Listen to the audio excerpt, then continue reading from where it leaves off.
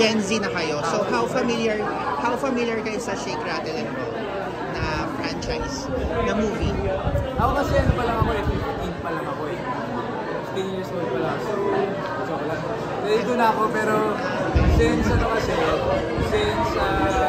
marami yung Shake, Rattle. Ito yung mga parents ko, mga kapatid ko na yun.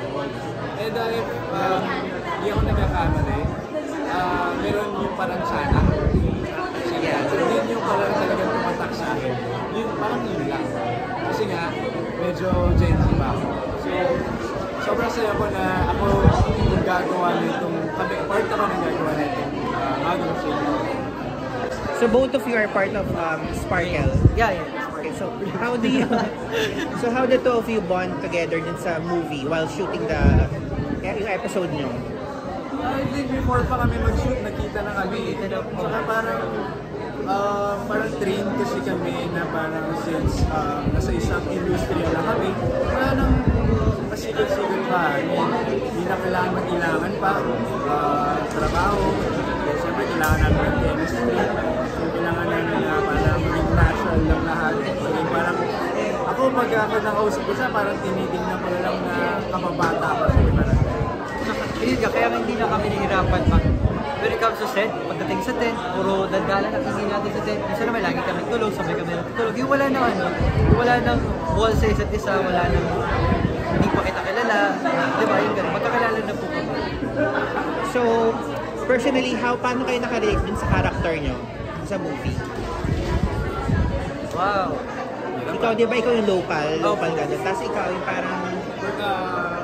Minsan ako ni Paolo na isang barkada lang ako. So pero hindi kayo, dun sa movie hindi kayo parang magkaibang lugar kayo na kinalakihan. Yeah, Manila boy kayo eh. Manila boy kami, tapos siya yung... Ayun. So paano kayo nakarelate din sa character?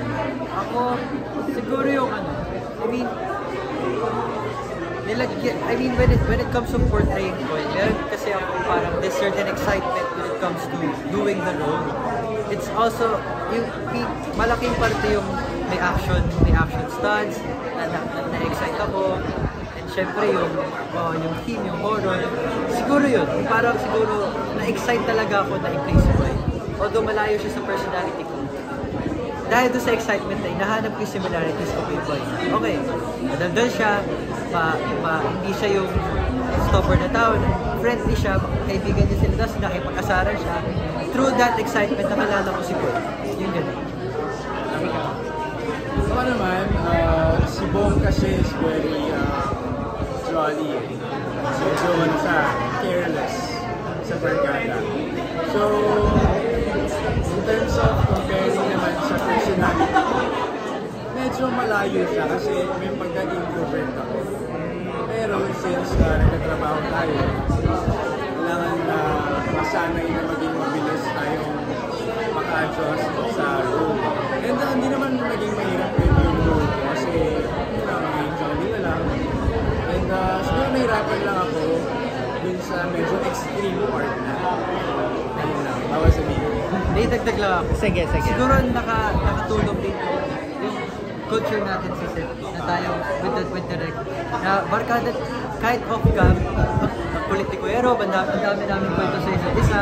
So parang si Direk kasi binigyan niya kami ng napakalaking freedom when it comes to set. So hindi kami nahirapan na ilagay sa set mismo yung kung ano man yung friendship namin. Kung sino kami sa off-cam, hindi na rin kami sa on-cam. So, and hindi nag-hinder si Direk doon. Mas inano pa kanya, sige magkulit na kayo, sabihin niyo yung jokes, inside jokes sa isa't isa. Adlib lang. So hindi yun nakatulong mo yung friendship. Dustin kasi kanina si Bryce sabi niya parang medyo naka-experience siya ng supernatural experience dun sa school sa pinag-shooting. Ikaw ba? Ano yung mga na-experience? Ako hanggang sa maaari, ayoko nang makaranas pa eh. So, hindi na ako nag-a-accept ng ganung vibe. Kapag sa set ako, kasi matatakulog kasi ako eh. Tsaka umuwi ako mag-isa lang. Drive ako, galing ng nanay, ano oras sa kami tapos. So ako talaga, before talaga magsimula, or habang nasa taping kami, hindi na ako nag-iisipan ng kung ano. So, thankfully wala naman. Sige, top 3 girls na gusto mong makatrabaho sa showbiz. top 3 girls. Sige, di ako makikinig. Sino ba? Top 3? Sa ano to? Sa GMA. Oh, GMA. Siguro si Miss Kylie Padilla. Number 1. Kasi nakatrabaho ko sa Black Rider, pero konti na yung eksena namin. Nakita ko ano siyang na-charming kasi sobrang simple niya. Pangalawa. Pero ano, kasi since bata pa ako, crush ko na talaga si Kathleen Bernardo. So, gusto ko makatrabaho kahit kapatid niya lang, or friend, I don't know, pero siya talaga yung kinakain ko.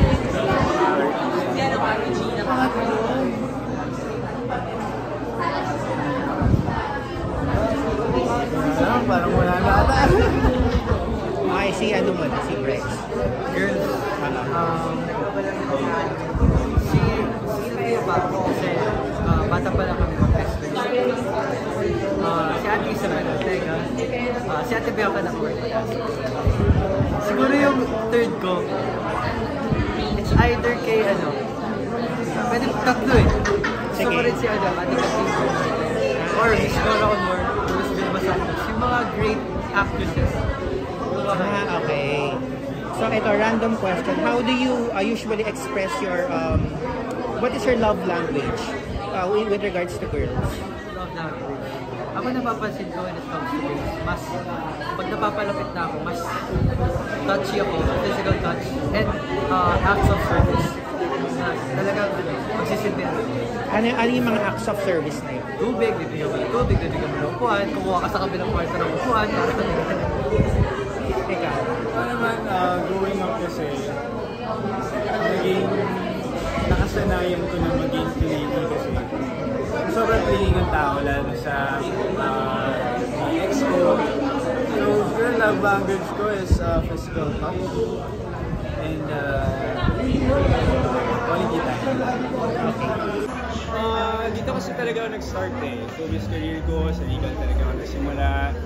So, una pa lang, thankful na talaga ako sa Regal. And up until now, nagpapasalamat ako sa lahat ng buo ng Regal kasi ang Regal yung naging stepping stone ko sa showbiz. And then, ayun, hoping rin na tuloy-tuloy ako dito sa projects. And yun lang. Do you have any upcoming projects with Regal that will come out this year? Next month, may showing na ang Guilty Pleasure. Yes. Abangan niyo yan kasi dito kakaiba talaga yung mga galawang ko dito. Mas mapapansin kung sa Shake, Rattle and Roll. I would say yes, kasi every project naman, big or small role, ginagalingan ko at ginagalingan. Kailangan may upgrade ba, kumbaga. So, ayun lang naman, dito, mamalin nyo or magagalit kayo sa role nyo para na kayo sa excited na ako for everything. Pero mature na ang role mo. Diba? Ah, talaga? As in like you. Like you? Nagpakita na ng... Ano na ako naguhubad eh. Secret na lang muna. Pero, Okay. Pero may mga kissing scene na marami ng gano'n. Okay. Meron. Na-enjoy mo? Na-enjoy? Na-enjoy ko. Oo naman. Pero sabi ko lang na malaki siyang step sa ginagawa ko before. Kasi before mga roles ko ay mga baby boy, mga friends, kaibigan. Pero ngayon bigla akong talaga mature role. Okay na rin. It's about time. Yung mature question mo na Ikaw na. Di ba the last time na nag-usap tayo, meron kang nakwento. sa MRT, Experience sa MRT. sa may With the Mega Mall, police. sa may ano, So yung lumalabas yung mga Ortigas? issue ngayon, nakarelate ka. Like for example kay Sandro and... Bumalik ba sa alaala mo? Naisip mo ba bigla yun? Ngayon ko lang naisip, pero dati hindi masyado. Kasi, to be honest, masyado ako occupied this past few months. At So, yung kay Sandro, nabalita ko naman sa for sure. Siyempre, na-feel ko, hindi ko rin alam yung buong kwento eh. Pero na-feel ko rin talaga, sana hindi na lang ito. Pero nakarelate ka sa kanya. Relate? Parang Ngayon, magkaiba naman eh, public place parang yun eh. Pagsasamantala pa rin. Oh, nasabi mo, di ba, yung natulala ka, hindi ka nakakilos, hindi mo Kasi nakahol. Yun talaga. naka-uniform pa, di ba? yun talaga, pag andun ka na sa moment na yun, maninigas ka na lang talaga, yun na lang gagawin mo. Yun yung nangyari sa akin. So, Hindi mo i-report yun sa... hindi na eh, kasi may date ako nun eh. Nakabagets pa siya noon. Bakit pa ako, mga ano pa lang ako, 16 na ako. So, tinry ko naman siyang huliin. Pinicturean ko siya kasi yung nangiginig yung kamay ko. Hindi masyado. So, wala. Pero hindi mo ba siya tinulang or, you know, sinuntan man lang? Wala kang nagawa? Kasi, aminin ko naman, takot ako nun eh. Police! Police.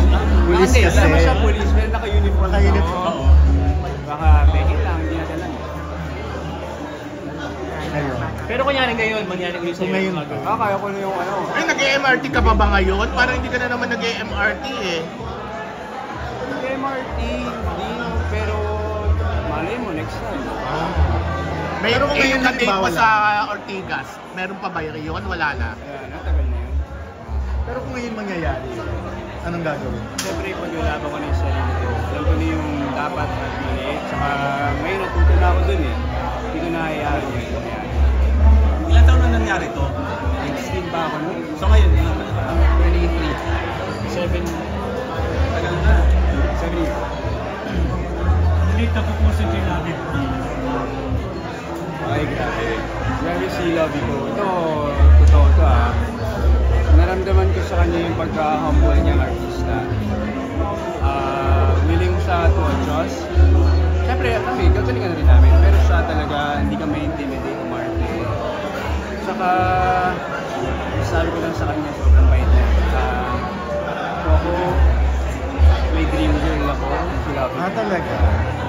Since then, nung na-meet ko siya, nagtrabaho siya. Kasi talino niyang tao, the way she speaks, grabe, ideal. Yung iba sa Sparkle, medyo may rumarampala ng sexy. Like, mas bata pa sa'yo si Bruce, di ba? Pero talagang walang keber sa mga photoshoot niya for bench body. Ikaw ba, carry mo na rin yun if ever? Kung kaya lang sa kaya ko naman. Pero, Pero syempre, may susundan tayong mga timings. May papaniwalaan tayong management. May, ano ba yun, sa ngayon kasi, hindi ko pa siya sobrang magawa kasi may ginagawa ko negosyo. So ayoko maapektuhan kahit pa paano. So currently ang project mo nila Pulang Araw, and then of course yung current project mo yung Guilty Pleasure. Meron ka bang nakalayang na project for Regal? Line of the project for Regal. Mamaya malalaman natin.